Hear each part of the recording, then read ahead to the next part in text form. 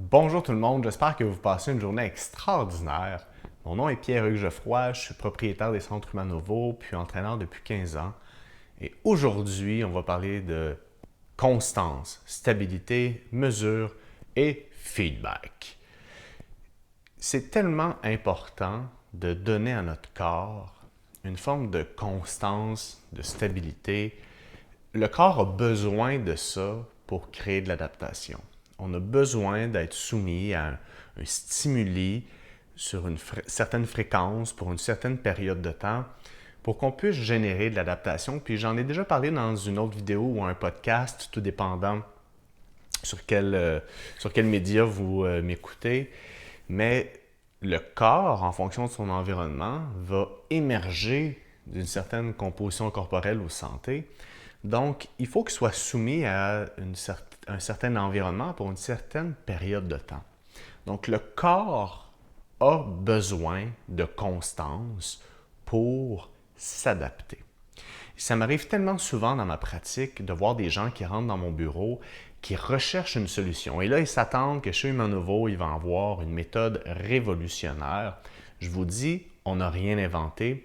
Chez Humanovo, ce qu'on a fait, c'est qu'on a développé nos skills, on a développé nos compétences de coach pour accompagner l'humain dans le changement, parce que c'est ça qu'on a besoin. Je ne crois pas qu'on a besoin de se faire bombarder d'une nouvelle méthode ou d'une nouvelle approche. Je pense qu'on a besoin de comprendre l'environnement dans lequel on se trouve, de se dresser un plan clair, puis de s'ajuster en fonction des résultats, puis de notre aisance à ce plan-là. C'est très, très simple, mais coacher le changement, c'est quelque chose qui est une expertise en soi sur laquelle nous, on s'attarde précisément.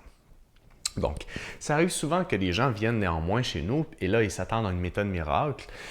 Et là, comme les résultats sont plus lents qu'ils pensaient à venir, on se revoit par exemple 2 semaines après, puis la personne a déjà ajusté par elle-même le plan de match parce que ça allait pas aussi vite qu'elle voulait. Donc là, elle me dit « Ouais, j'ai fait ça, mais j'ai aussi, parce que j'ai vu telle chose sur Internet ou j'ai vu telle conférence ou une amie m'a dit. » Et là, finalement, avant même qu'on ait eu la chance de tirer une première conclusion, le plan de match a déjà changé. Donc, c'est un exemple pour dire que on n'offre pas de la stabilité quand on agit de cette façon-là par rapport à nos résultats de nature physique ou de santé. On veut que ça aille vite, on veut que ça aille plus vite, mais rappelez-vous de ça.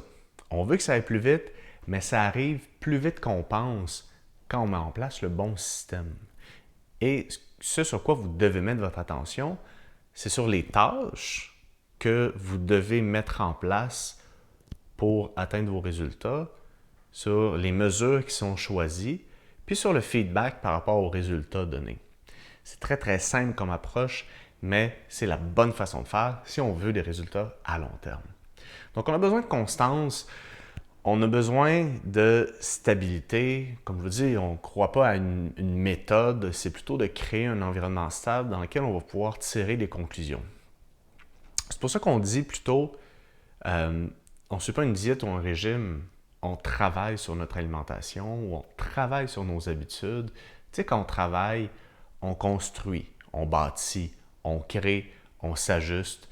Et ben c'est ça qu'on fait. Parce que quand on met l'emphase quand on travaille sur notre alimentation, puis qu'on met l'emphase sur cet aspect-là de notre vie pour une certaine période de temps, parce que on est rendu là dans notre cheminement puis dans notre vie, mais c'est en travaillant qu'on va vraiment récolter le fruit de nos efforts.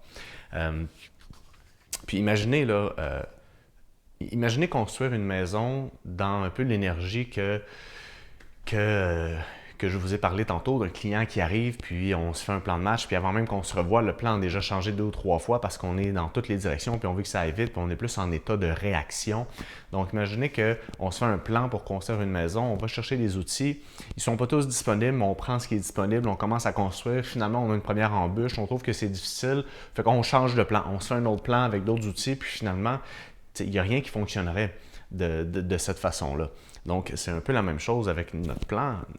On veut travailler sur nos habitudes, on se fait un plan, puis on va aller chercher les bons outils, les bonnes compétences humaines pour être capable de mettre ce plan-là en branle dans notre vie. Puis, on va prendre certaines mesures, on va regarder ce qui se passe, puis à ce moment-là, il va y avoir une notion de feedback qu'on va parler à la toute fin de la rencontre d'aujourd'hui. Le corps a besoin donc de stabilité, a besoin d'une routine. Le corps fonctionne bien avec des cycles. On se couche, on se lève, les cycles du soleil, déjeuner, dîner, souper, les saisons. On a besoin d'avoir cette notion-là de cycle, de rythme, de routine dans notre vie. Un autre exemple que je peux donner pour bien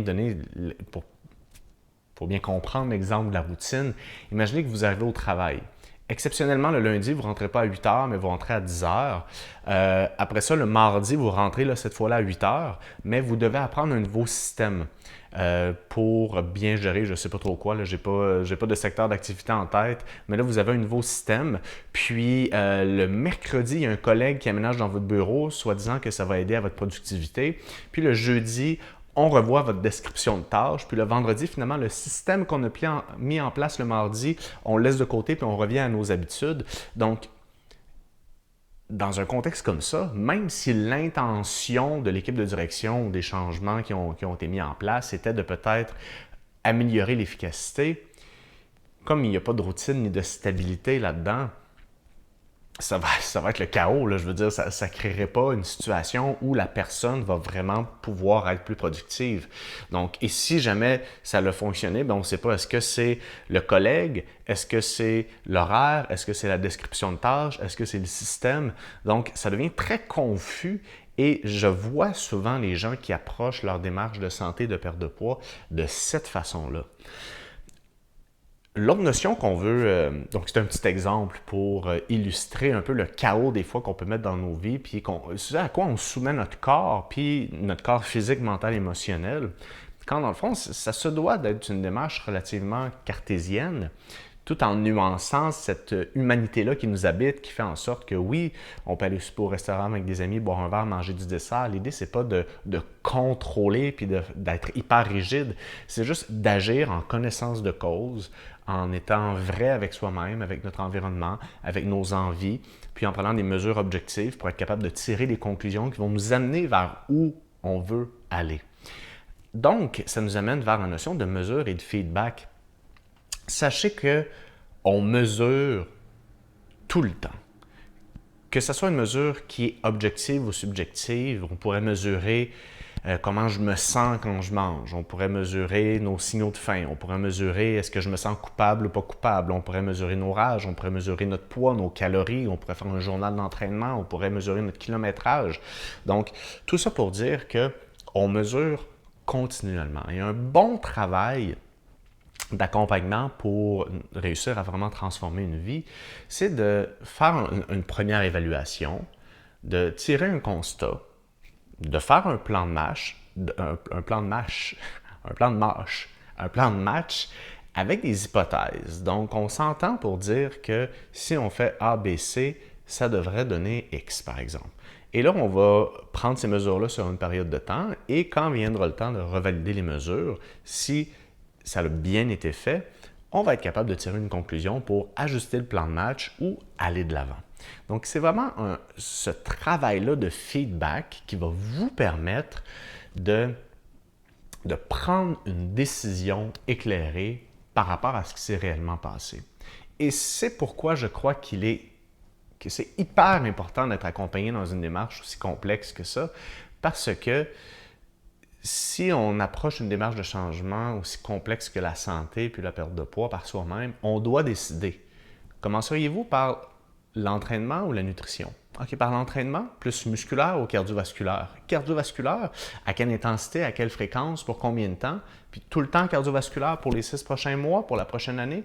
Donc, non seulement vous allez devoir mettre en place le plan de match dans votre vie, mais vous allez devoir décider de l'orientation du plan de match. Ensuite, prendre des mesures. Ensuite, vous vous demandez, est-ce que ça m'a amené où je voulais? Si oui, ben j'augmente ou je continue. Sinon, je m'ajuste. Donc, ça fait énormément d'éléments à prendre en considération. C'est pour ça qu'une personne externe va être capable de dire, ah, regarde, Denis, par exemple, Denis qui va être l'avatar du jour. Regarde, Denis, en fonction de ce que je vois dans ta vie, je pense que si on focus sur ça, puis qu'on le fait de telle façon dans ta vie, ça ferait du sens pour toi. Parfait. Voici ce sur quoi on va mettre l'emphase précisément. Puis je pense que si on mesure ça de cette façon-là, dans 2 semaines, on devrait s'attendre à ça. C'est bon pour toi, c'est clair, tu comprends bien qu'est-ce qu'on mesure, comment tu vas le mettre en place, tu as tous les outils pour le réussir. Alright, on part, on se revoit dans deux semaines. S'il y a quoi que ce soit, tu m'écris. Et là, dans 2 semaines, on revient, on prend les mesures. Si ça a fonctionné, tant mieux, on continue de l'avant avec le plan de match. Sinon, puis c'est ce qui arrive souvent, ça ne se passe pas comme on voulait, bien on s'ajuste. Qu'est-ce qui s'est passé? Pourquoi ça s'est passé comme ça? Comment tu t'es senti à ce moment-là? Qu'est-ce que tu aurais pu faire de différent? Puis à ce moment-là, on ajuste le plan de match en fonction des données qu'on a pour prendre une décision éclairée. Donc, dans tous les cas, il n'y a jamais une bonne puis une mauvaise façon d'avoir agi. Il y a juste une façon dont on a répondu à un événement, une certaine donnée puis une certaine conclusion qu'on va tirer de ça pour ajuster le plan de match puis s'ajuster dans le futur. Donc, on a besoin de constance, de stabilité, d'une certaine forme de mesure puis de feedback si on veut que ça fonctionne. Tout le monde, j'espère que ça vous a éclairé. N'oubliez pas de vous abonner, d'allumer les notifications si vous aimez le contenu. Parlez-en à votre entourage. Je vous aime. Passez une excellente fin de journée.